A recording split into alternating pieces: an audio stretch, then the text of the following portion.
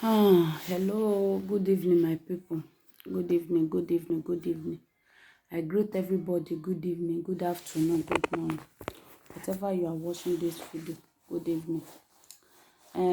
Please, before I do this video, I want my people to help me share this video and comment and like, because if it's something they happen, if you see something for Facebook, we don't they go viral. We don't they go viral. May manage my broke abeg o. So you need to talk, because this thing don't they waka me sef. I don't share am for people, but I no fit put am for. If I post this my video, I supposed to put that video join am, but I no go put the video because the video no good to make people dey watch. You understand? I want to talk this video, this woman wey one person dey shamara, dey knack am, dey give am, then him pikin come dey cry. This woman no even mind to carry the pikin. Our Nigeria people, wetin dey happen? Wetin dey sup?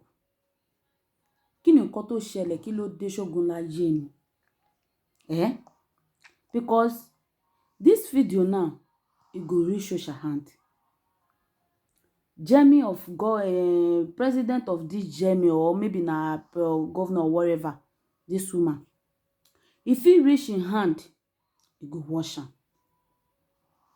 Thank God say this woman face no show for this video, but I know say if you trace the video, they must get that woman. They must get the woman where they do that rubbish. I don't know wetin dey worry our women. I no want to know whether this woman are Nigeria or Gambia or Senegal, but I believe say this woman is Nigeria. How can woman being can behave like that? Leave your child, man fuck you, and then your baby they cry, you no even bother. You can't dey scream, hush, hush, hush, hush. Some women, if you don't see prick, their life don't finish. I know say now all women they like this thing. No woman will no like, but no be your children present. No be for the place where be like say small pikin dey go they do that kind of thing. Even though if they hungry, say that you don't hold you, your hole, you don't they scratch you. You know, see something to use to scratch. Why no fit pet the baby, let the baby sleep before go they do that rubbish? Because all these children where they born for Europe, you know, be like children where they Nigeria, they too get brain, they too sharp. See like that small pikin where they cry, I think maybe that baby go reach like 1 year or 2 years. You feel the thought say that pikin don't know anything, he's small, na small pikin, he don't know what you they do. You know, my dear sister, she know what you they do. Even though if you kiss your husband like this, they don't grab him, they don't keep him for their eye, because their brain, it be like computer. It be like computer. Nobody no tell you say me no enjoy your life. Nobody no tell you say me no get sex, but no be the place where small pikin dey. I suppose to don't go sleep. See the time where they make the video, because I watched the video maybe yesterday. I think maybe not yesterday. I saw the video on Facebook. Then I share for all my friends. Some people post and also myself I post them. You understand? See the time where they make, because are they hungry? See time. I need to do the video. You understand? Why our Nigeria people so heartless like that? Okay, now if the government consider one or social, they can't come after you, come collect your children, they go come cry, come outside. They collect my children, I don't do anything, make people help me, make this thing help me, but they no go talk wetin they do. They go just dey lie. They say I'm mad, they say I crazy. Now so they carry me go hospital. Now so they come they give me injection. Now so they come they give me different medicine to collect my pikin for my hand. To you dey take care of your child, e dey wear am good cloth, e dey give am good food. Anytime wey you take your children go outside, they see your children say yes, this woman dey really take care of your pikin. Why they go come after you to come and collect your child? I know say that they do sometime, but it's not like that. Your pikin wey carry for 9 months, wey you know the sufferness wey you suffer before you born the pikin. If you don dey pregnant, if you are another to one other to another for appointment, go this one, go that, go this, go that. You come born the pikin finish. I know say a lot of our Nigeria people, I know say me say I'm be refugee or wetin I wan talk o. You understand me? I know say if it's not be because of benefit wey they give a lot of woman because of pikin, say if you born, they go dey give you money, your money go high. Now you make a lot of people to born. No be say they ready to say I want to born by myself, I need child. Now you make me born. They believe say if you don't get 2 children, their money go high. If you don't get 3 children, their money go high. That's why a lot of people they born. Because if you know be because of benefits, I know say this woman wey do that kind rubbish, suppose to, maybe if you say government, you know, they support, maybe if you get children, that they help you pay your school, your baby school fees, that they give you benefits. If it no be because of this one, this woman wey they do this thing, you supposed to don't return that pikin for government say no need that children, say make they collect. I know say a lot of people, our Nigeria people, they go return their child. Because if you say now you dey pay your rent house by yourself, you dey pay your school fees, you dey buy food, you dey buy the children baby clothes, you dey buy pampers, you dey buy this. So a lot of people for don't, if you say they get 4, they for don't give government say abeg, I want to give you 2. Because wetin dey make a lot of people for Nigeria wey be like say if you born, they will go drop the pikin for road because they no get money to take care of that child. But because of benefits, so women no care. They just dey born for government. They born for government. They born for government. I know say I beg people, my people, please help me share this video. I know say a lot of people, for this thing where our Nigeria people they do, it go cause problem for a lot of people. Because now, if all of these German people now, if their wise finish, if they see Nigeria finish, say because of the benefits, now you make a lot of people to bomb. I swear to God, they go cancel all this thing. They go cancel RAM. They go change the law. Even if they give their citizens, their white people, they no go they give black again. Because what our people they do, no good. Some people go they collect children money to buy 50 euro clothes. 50 euro cloth inside the children money, it go hard down. But if you say now, she want to dress, they can go buy shoe 150 euro, 100 euro, jeans, swagger. They go come guard, they go post for Facebook. Tell that people say make they bring their children come outside. It go be like pikin wey be like say they no even give her money to take care. So the person now, if you social now, they can't notice say this woman that they give her money to take care of this child, you know, take care of her. So if you can't start to work, you know, go fit take care of this, they go collect the pikin for your hand. Me, I know they pray for that country say may they collect our black people children. May they collect our children because it's not easy to carry pregnant. It's not easy to enter labor room. That's why I love my mother too much. Because if you enter labor room, you go know what it is that they call mother. Some men will be like say they don't know their wife value. Say he give you child. You enter labor room, you don't know what you go through. You don't know what the woman go through. It's not easy. For that minute, where the child won't come outside. It be like say person go heaven, you can't come back. That's why Amira sing. say ẹni délé ikú tó sì bọ̀ ta ló wá yẹ ká pè ìpópó ewu ó tó ká ní màmá wa ni ó tó ká ní màmá wa ni tabaro wàhálà tán ṣe lórí ọmọ kò tó dèèyàn kékeré kọ́ kò náà fi jọ kékeré kọ́. That woman now, you enter labor room, you can't leave your child like that to cry. Some woman, if you won't do rubbish, they go just on TV, go and watch Johnny, go and watch Tattoo. I'm coming. Because you want to go and you want to go enjoy your life, then you forget 9 months where you used to carry that baby. This woman, you know, if you let this baby sleep, you know, if you bet the baby sleep, then I believe say this boy where they fuck this woman no be him husband. I believe this woman na single mother. Why although this single mother they spoil a lot of single mother wey be like say they're serious. A lot of woman you go single say because they want to enjoy their life. I no curse anybody wey be like single because nobody pray say make comot for him husband house make come be like single. A lot of people know wetin make am comot for marriage.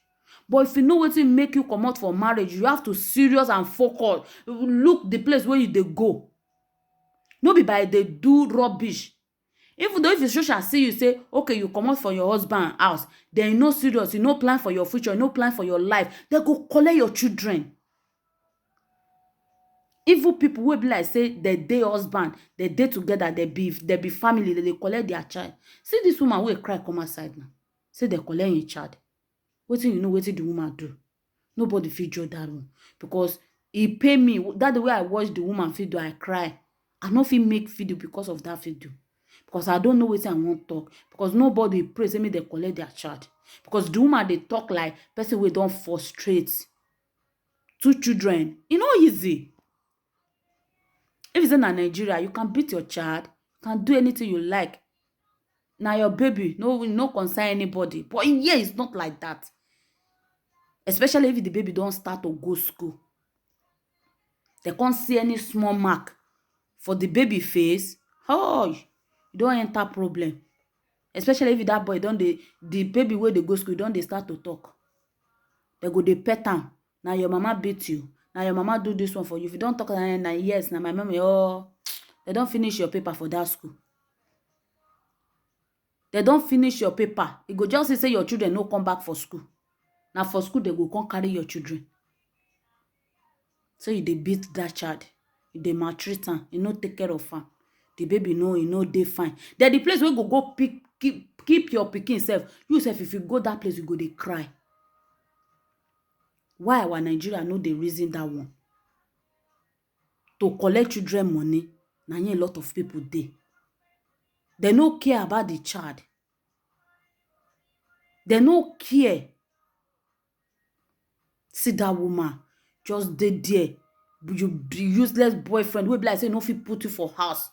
Come dey do you like that for the place where your child dey. Your child wey be like say you're supposed to give am good life. Come dey there, they come dey knack you. Be like say they knack war. Come dey scream. Ash, ush, ash, ush. If you just come see that one now, they come meet you now. Collect the child for your hand. You go come cry, come outside. I beg last lady.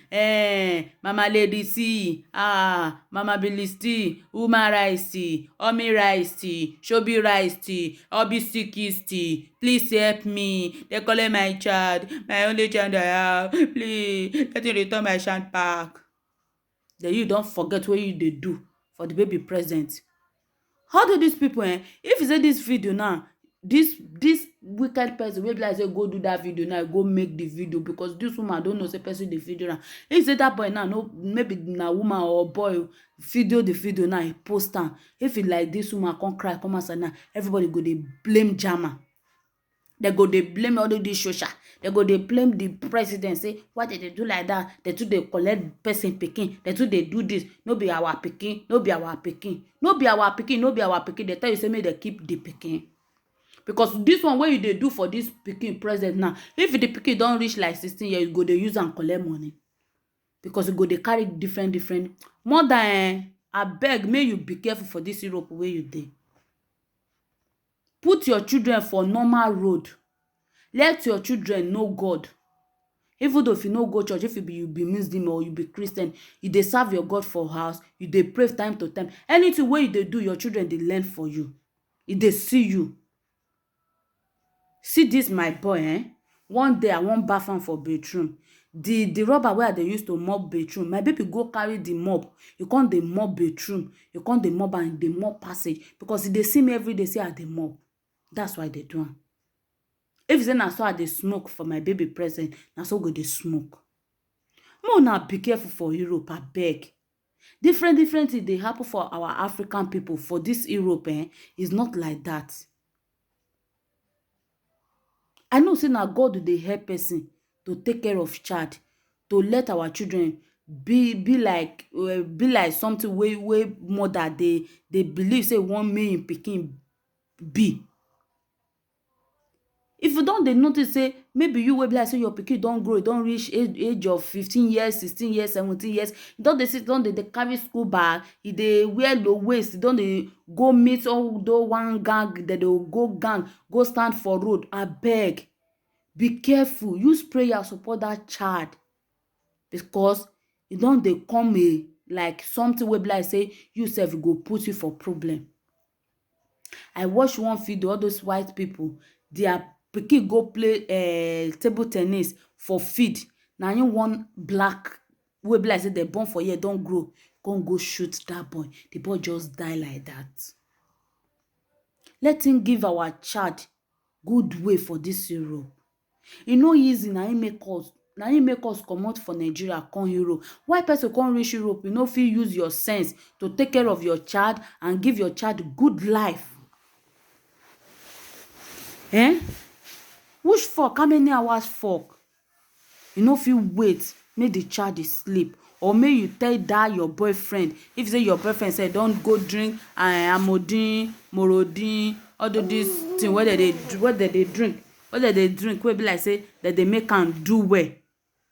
You no fit tell am say make go carry another woman, make go find, because your pikin dey cry. Why Nigeria people dey do like that? It's not good. Abeg, make una stop. The way dem dey collect African people pikin, e no nice. E no make sense. Really? No easy to carry pregnant now. E no easy. E no easy. If e give you benefit for your child, let that baby benefit inside the money. See the way they record the money, benefit. Why no let that child benefit inside the money? Come dey pack up, carry am go Africa. You want to build mansion, you want to buy car, but the children wey be like say na him make you stay for this Europe, na him even make you get wetin you get, maybe na paper or whatever wey you get, na the baby. Why no let the baby happy? Some woman go collect the children money, go collect everything to buy 60 euro cloth. E go be like say tomorrow, no, if you don buy 60 euro cloth, the money don finish. Why? Let the children, let him eat the money. If the government no give you money to take care of your child, you no go take care of your child and work hard. God give you leg, he give you hand. If say na shit, the thought say I can't do, you go fit make am money, no go do. To let your children dey happy.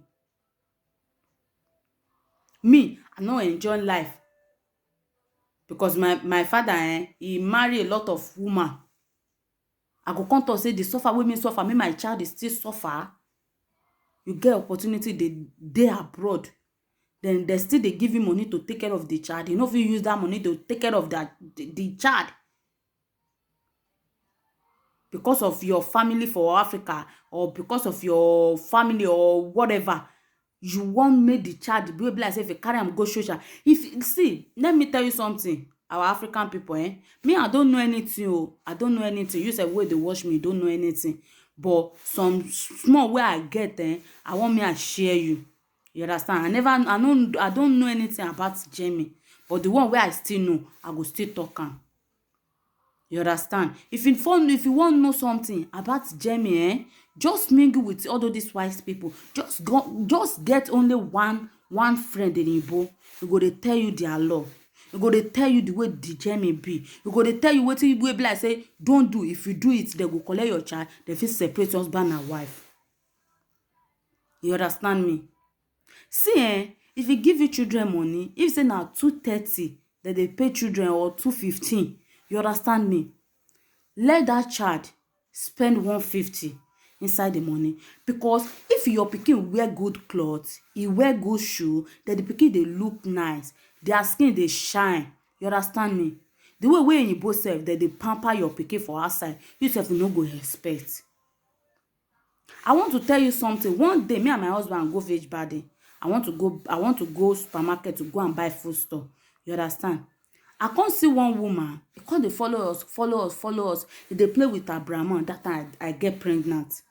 I get his sister pregnant. He can't dey follow her Brahman play. Can't dey follow her Brahman play. Can't dey love follow her Brahman play. Because me now right for Nigeria, even though I prefer me my pikin dey good pass me. But you know, say now we be like say no dey Nigeria, your pikin dey with maybe your mother or your sister. Your oyin ojú olójú kò lè dàbí ojú ẹni. That's why even though if they do, e go be like say you know they do anything. But if your pikin dey with you, now you know what your pikin need. Now you know, if my pikin wear this cloth, e go fit am. If my pikin barb this head, e go fit my pikin. If my pikin use this cream, e go make my pikin skin grow, let the skin shine. But you know they there. What do you think? What do you think say may happen? Even though if you send billion, go be like say no send anything. If you send million, go be like say no send anything.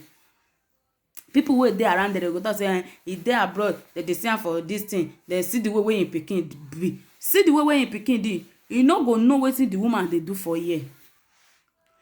According to wetin I dey talk, I come dey supermarket, I come dey see the woman, come dey follow me, come dey play with her Brahman for inside the truck where they used to buy something. Abraham sit down inside. You come dey play with Abraham, come dey play with her. Hello is good. Should be sure. Come dey speak with Abraham. I come dey look am. Now my husband come meet me for the place where I wan go carry flower. Come dey tell me say that woman na Shosha for Baswaba. Now I go say, hey, my husband, who be Shosha? Not be Shosha, because me I like agreement. I no feel lie for that one. I come dey argue. My husband say you too talk. You too like talk. Don't worry now. If you go Baswaba one day for office, I will show you the woman. Because me, I don't know the woman. Because a lot of time, if you get appointment, and my husband they go well. Me, I know they follow her. That's why they use advice. If my husband won't go renew the advice, now my husband they carry and go. Even the money I get bank account. Everybody get bank account. But if he say he get appointment, even if I get appointment for job center, now my husband they go sometime. I no go follow, or else they thought say I need to come. And I go follow my. So I don't know all this social. Even so now, if he ask me say who did they take care of you, who did they, I don't know their name. But my husband know some people name. He go dey tell me say na Shosha na, say the woman that day wey first go Baswaba, na the woman attend to her, na the woman do this. Now God say me I don't know, say this woman no be Shosha. He go dey play with Abraham, he even buy biscuits. That their chocolate this thing, he buy am for Abdulrahman. I come surprise. That the way they give me appointment, me and my husband, all family, I can't go there. Now this woman can't attend. I can't shake. Say, shoo. I can't say, then my husband tell me, say, this woman, now Shosha, they thought, say, na lie. So, what it make me talk the topic, say, if say you there for bad place, or your pikin, the way you look, then if you see the way I do shopping that day, oh my God. Oh my God. You go to say maybe I won't go sell the food. Because me, I no like make food finish for house. Even if you no get money for hand, you no go feel and say you no get money for hand. Nobody no go know say you no get money. Because you get food where your child go eat, where you self you go eat, where anybody no go know say nothing no day. That day. Because if you go supermarket sometime, all this thing, that they bring clothes. Come, we be like say you go still cheap, small. You go see 10 euro cloth for there. You go see 7 euro. You go see 8 euro. You go see, you go even though go see 3 euro cloth. I can't see jeans for there that day. I like the jeans. The jeans maybe 16 euro or 15 euro. I can't buy two for Abraham. I buy top and this success. I see all this lapping home. I stand for there. I can't buy them. The woman come dey look the truck where I used to do shopping. If say na bad thing you do, na so they go dey see you. Although this social don't you say maybe they know they monitor everything wey you dey do. They monitor you. Forget that they monitor you well. May you know that one. That they monitor you, go dey collect children money. Only if you say the baby still dey wear pampers. Only say if you don't buy pampers, you don't buy milk, you don't buy all this bottle food, you go talk say the children money don't finish. My sister, it's not nice. It's not nice. Buy good cloth for your child. If government no give you money, see this our children are blessed. If they buy something, it be like woman. If your husband, men, try to dey give your wife money to make hair. If you give your wife money to make hair, that hair go pray for you, go bless you. Wey you sef no expect, it go bless you. Because the way the woman they do the hair, can't go look glass, can't look nice, can't find. Can't say, oh my God, see my hair. I thank God for my husband. My husband, God go bless you. As they touch in hair, he can't they pray for you. That prayer don't follow you. That's the way our children be. If you buy clothes, see, let me tell you one thing about my boy. If I go Vish Badi, get some place where be like say they buy Abraham clothes and shoe. If I buy shoe for my baby, if I want test and say may I wear am, whether na inside or no be inside, because I no want shoe where be like say I go carry am reach house, I go come dey return am. I no like am. I go come comot the one wey wear. My husband feel witness me. If you come wear Abraham that shoe, you no wan comot that shoe again, because you know say that shoe wey wear am na new one, no be old one. I go come dey pet and say, don't worry. I will go wear am here. Let me come out and you no go green. Papa go tell me say me I wear am the second one. So no be now him get am, na me I wear am. I go tell her, na no shoe na. You wan wear am, maybe you wan wear am go church or you wan wear am go some place, you know. My husband go tell say me I leave am. Na so shoe church I dey buy or so party shoe na I dey buy. Me wear am, no be him get am. I go come wear am because they know. Don't think say maybe na small pikin. They know new things. They know old things. The way we buy am, what I buy my baby shoe, he tell me say, Mama, thank you. I say, oh, my love, thank you too. What if it no be money, na money. Let the pikin benefit. Even though if the money no reach to take care of your child, come on inside your own and let your baby dey fine. Wey be like if your baby self gauge, if you dey outside, the way they go look your pikin, go just say, no. But you can't dress. Your pikin come be like dede. You go see some woman for party. They go wear Brazilian head. They go wear Morikia head. They go wear gown wey be like say e reach 200 euro. But if you calculate wetin the pikin worth, wetin the pikin wear, you no go reach 20 euro. They know the place where they pick their clothes. E no good. May na stop. Although this thing na they cause all this way be like say they go come after you, they collect your child one by one. E no go happen with me. E no go happen with you. All the rest people will be like say it happen with her. By the grace of God, God will go touch all the social. They go return their child for her because it's not easy to take care of our children away. If that thing happen with my enemy, oh my God, I don't know what it can happen with me. I don't even know. Because the pikin wey me and him don't dey sleep, they shut up and I say, come over there, don't go that place. Alex, come and sit down here. Oh, so says, come and eat. Oh, they could come collect, I could come deal. I don't know what it can happen. So I no pray may happen with me. I no pray may happen with you. Then the rest people wey don't happen with her, God will go let him return their child for her. So please, now stop all this thing. If you want get sex with your husband or your boyfriend, let your child sleep before you go do this thing. Then if they do and sef, if say the child dey sleep with the room wey be like say wan do that thing, don scream say ash oh, say that scream go come dey wake the baby. The baby go come dey sit down, come dey look you. From there the baby come dey grow, go talk say wetin my mommy do sef, me sef I wan test am. Wetin my mommy do sef, I wan test am. Please mother, make una stop all this thing. Some woman their pikin sef don grow, they go dey carry different boyfriend come the place wey be like say the baby don dey reason, don dey know something well. You don know say this hand na left, this one na right. You don know say this one eyes, this one nose, this one mouth, this one teeth. You come dey do all that one.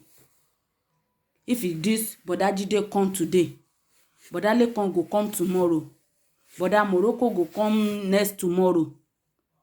Kilo dey. Don't dey spoil your children. Because all these things sef, if you social know, or anybody around you go do aproko for social, they go come after you and collect your child.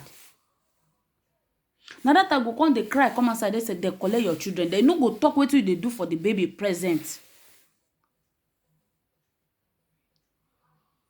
You wey be like say you dey only. Don't let me talk say single mother, because if they mention single mother, they go talk say wetin dey worry this woman. Nothing no dey worry me. If he said true is bitter, say true is better. They talk lie. Single mother no be crime. Single mother no be HIV. Single mother no be sickness. No be today single mother dey. If your marriage no work, you dey face a lot of problem inside your marriage. Before you go die inside that marriage, you have to comot. Instead of you die, people come dey talk say until this woman kill herself, until this woman die for this marriage. I no support that one. They no dey tell you say make you comot for your husband house. If your husband dey nice to you, he dey do well. No marriage wey perfect, no marriage. Woman no good, man no good. Everybody dey manage. Woman dey manage man, man dey manage woman. If a problem come, make man take their cloth and go outside. Before you come back, your wife mind, you don calm down. If your marriage no work, you no need to die inside the marriage. Say because I no want to bomb for you.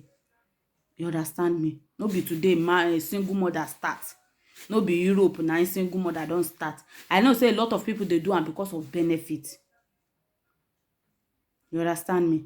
But may still, if your children don grow, don't dey carry different man for the baby present. I use the name of God beg you. Although this thing can cause to collect your child for your hand, your child wey you carry for 9 months, they go come take am just like that. Wey be like say no fit do anything. This country no be our papa land o. They no write us letter say abeg make na come their country, and we use our leg come say they find better life. So if you dey their country, you need to follow their law. They thought say they no dey beat child. That one of my friend, this woman, one day I go their office. I don't know the time where I go do mistake. Abraham don frustrate my life for their office. I don't know the time where I go knock Abraham for them. He said, no, you don't have right to beat, but you have right to cry. I tell you truth today. My husband was there. He said, no. He said, you have right to cry. But me, where I be like mother, why I carry him belle for 9 months, enter labor room, push. He said, I no have right to beat that child. But I have right to cry. The woman just tell me, say, even if they play for house, if I tell am, say, stop, he don't stop. He say, although that toy, why I give am to play, may I pack all, may I go keep am, may I knock am, may I put am for him room, may I cry well. He say, if he cry, he go sleep. He say, but to beat, he say no. I know, say, if he say, I'm bad in Igbo, if for do me something, But that woman, it be like my mother. God just really send am for me, you know. So woman not to, you need to be careful. You beat your child, they collect am. Talk like say you can't dey carry different man for the baby wey be like say don grow. You don't know say this one, mommy, I want to eat. Mommy, I no want this one. Mommy, this cloth is no fine. Mommy, this one. They all do this syrup pikin, they can talk. Be like say the injection wey they give am for hospital if born am, na talky, they sharp. Their mouth to be like edede. If you dey talk, you go think say maybe na hard dot e dey talk. Sometimes if this one will be like say e never reach 3 years. If I tell am say Abraham stop, you go tell me say no. I go tell am say never your life don't tell me say no again. I'm your mother. Go tell say nah. Go dey laugh. Talk less the one wey don't grow. One man today, tomorrow. No be that man will come today, now him go come tomorrow. Why? Why our Nigeria they do like that? Which money they find? Everything na patient too. Money wey go use to build house, you no go use am chop. Money wey go use to buy car, you no go use am buy clothes. You understand me? Don't kill yourself say because you want to do this one, you want to do that, you want to do this. Now you make a lot of women misbehave for this Europe. See the woman now.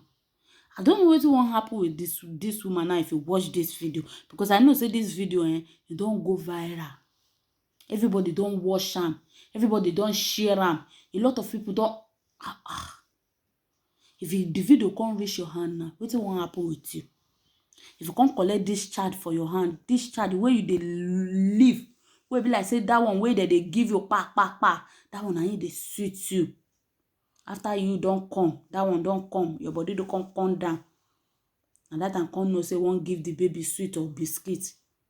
You shall come collect the child and go come cry, come and say, I no do anything, oh, I no do anything, oh, may na help me, oh, Jama last lady, Jama good lady, Ominis lady, Forebis lady, Abemona help me, oh. Today no be comedy, oh. I no do comedy today. Ya yeri miss, ya guessing miss, I'm not do comedies. I'm a hungry. Because our African people, may they not use their own, rob innocent people. May they not use their own, spoil our innocent wey be like say they don't know anything. May they not use their own wey be like say they no plan for their future. They no get future, their future, I don't know what say that they take their future. May they not use and spoil our own. Wey be like say they still they pray for God. May God do good things for us for this journey. May they not use their bad life, bad character, spoil our own. Because a lot of people did this culture wey be like say they still they pray, they still they pray. If you watch this girl wey do this rubbish, if you look that room where they do that rubbish, na camp, na high. You still dey camp, you dey camp, they do all that rubbish. If they do this and you both say, because I remember that the way like say they carry me come to next time. I can't see this thing. Let me show you. This white thing. This thing. I don't know whether you see am. This thing. This white, small white thing. I can't tell my husband say, this thing a camera. You know, say if you don't know something, it go be like strange. No be honest and a gizzy. I can't tell my husband say, why they go full camera for the room where be like say husband and wife go they sleep. If he come they do this thing, they go they. Now my husband he can't do like this. He said why they go put camera for room. He said no be camera. I said na passage they put camera. Say no be. He said this one no be camera. My husband said don't know. My husband said I think maybe na alarm or something. Now I said this one no be alarm. You know say they bring all of this yellow light. Now this one no be alarm. This one na camera. My husband said no be camera. Say na alarm. Maybe if the house catch fire, the alarm go blow. I can't dey argue with my husband until when this thing come blow. Person dey cook for inside. You know say if you dey camp now, although this level wey be like say the food no pepper, nothing. You need to hide to cook inside room. So one person dey cook, if you don forget to leave the food for room, you can't go chat room, the room where they put internet, you can't dey go chat with your husband where they internet. And the food come dey burn, na alarm come blow, I come hear wow, yeah. My husband, my pikin wey be like say sleep sef, come wake up, everybody come, Joshua come dey knock everybody room, say make they come outside. Everybody come stand for passage. The alarm come blow, bang, bang, bang, bang. Na that I come believe say that no be. Na that I come know say the thing no be camera, na alarm. You see, it's all these white people now. They come dey pull like people wey if you say that way person dey calm, they come dey pull camera for room. They for notice all this rubbish where our Nigeria people they do for room. Because some people wey be like say na single mother, they go lock man for room. They go fuck morning to night.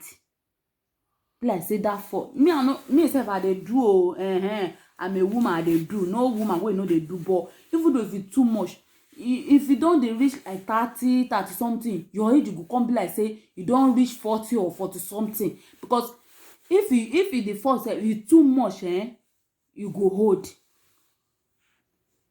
If say two times is in a week or one time is in a week, it's okay. It's okay. I'm not saying no they give your husband abeg go, no. They give it because even though e dey inside Quran, I don't know about Bible, but e dey inside Quran. You can give your husband at any fucking time when he call you and ask you.